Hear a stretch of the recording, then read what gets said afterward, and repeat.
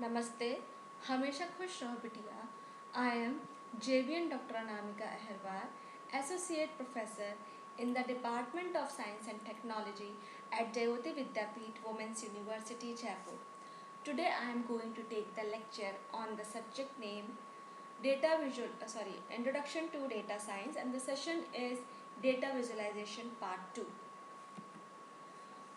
The topics to be covered in this session are: what is data visualization, what makes data visualization effective, and uses of data visualization, and lastly is 5 types of big data visualization categories.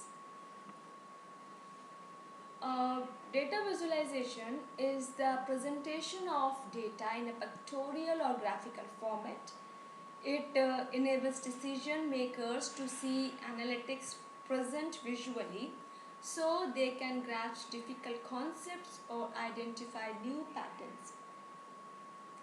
When interactive visualization, you can take the concept a step further by using technology to drill down into charts and graphs for more detail interactively, changing what data, right?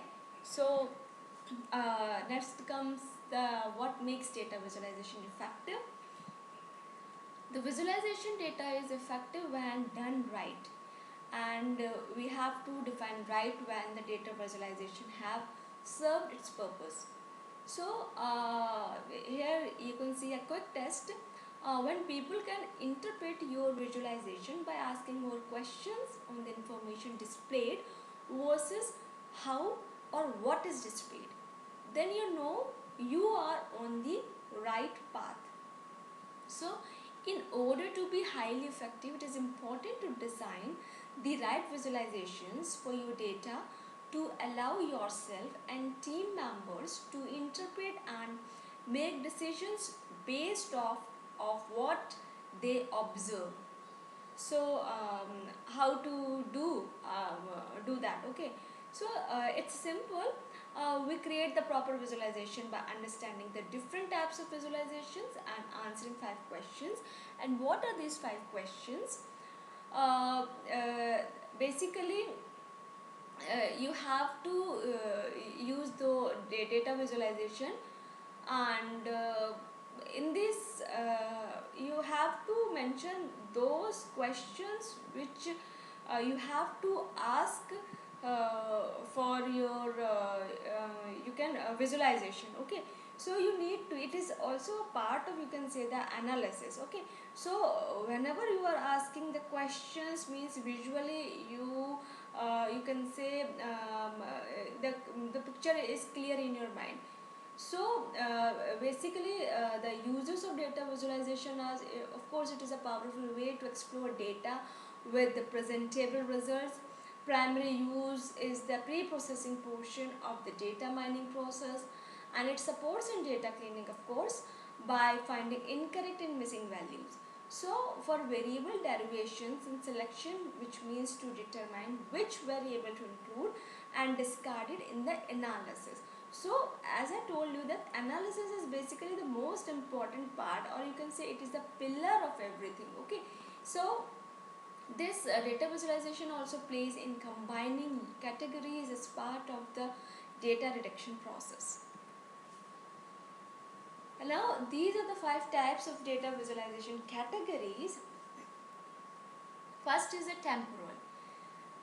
In this, data visualizations belong in the temporal category if they satisfy 2 conditions, that they are linear and that they are one dimensional. And temporal visualizations normally feature lines that either stand alone or overlap with each other with a start and finish time.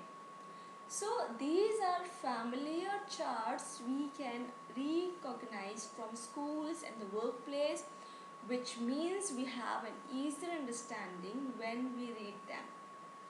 So the examples of temporal data visualization includes scatter plot, polar area diagrams, time series sequence, timelines, and the line graphs. The second one is the hierarchical. In this data visualizations that belong in the hierarchical category are those that order groups within large groups. Hierarchical visualizations are best suited.